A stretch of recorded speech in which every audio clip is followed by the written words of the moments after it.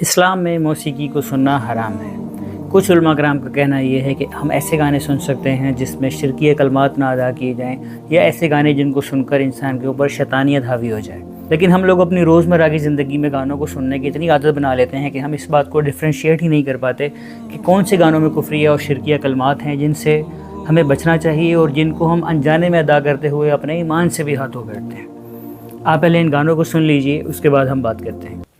رب دکھتا ہے یارا میں کیا کروں، سجدے سر جھکتا ہے یارا میں کیا کروں، جنت سجائی میں نے تیرے لیے، چھوڑ دی خدائی میں نے تیرے لیے، میں مسجد کیوں جاوا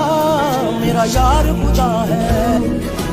مانگا جو میرا ہے جاتا کیا تیرا ہے، میں نے کون سی تجھ سے جنت مانگ لی۔ آپ نے سنا استغفر اللہ کیسے ان تمام گانوں میں شرکیہ اور کفریہ الفاظ کو بار بار ریپیٹ کیا جا رہا ہے، اور ہم لوگ اس بات کو ذرا نہیں سوچتے کہ ہم کیا سن رہے ہیں، ہمارے ایمان کا تقاضا کیا ہے، ہمیں اللہ رب العزت نے کیا حکم دیا ہے، اور ہم اپنے رب سے اور اس کے ایمان سے دور ہوتے جا رہے ہیں۔ لیکن ہم کیا کریں، ہمیں تو گانے سن کے سکون ملتا ہے، ہمیں گناہ و ثواب کی ٹینشن ہی نہیں لینی، ہمیں تو بس سکون حاصل کرنا ہے۔ کیا ہمیں سورہ رحمان، سورہ یاسین، سورہ بقرہ کی تلاوت سن کے سکون نہیں مل سکتا؟ اگر آپ کو سکون ہی حاصل کرنا ہے تو قرآن کریم کی بہترین آیات کی تلاوت آپ سن سکتے ہیں ترجمے کے ساتھ، آپ کو مطلب بھی پتہ چلے گا کہ آپ کا رب آپ سے کہنا کیا چاہ رہا ہے۔ یوٹیوب ہے اور کتنے سارے سورسز ہیں جن سے آپ تمام وہ کام بھی کر سکتے ہیں جس سے آپ اپنے رب کو بھی خوش کر سکتے ہیں اور ثواب بھی حاصل کر سکتے ہیں،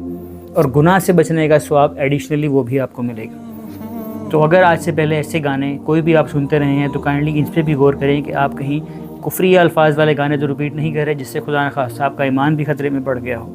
تو اللہ رب العزت سے معافی مانگیے اور عہد کیجئے کہ ہم ایسے ظاہری گناہوں سے تو کم سے کم اپنے آپ کو بچائیں۔ اس ویڈیو کو زیادہ سے زیادہ شیئر کیجئے گا تاکہ جس تک بھی یہ اچھا میسیج پہنچے وہ کم از کم اپنی اصلاح کر سکے۔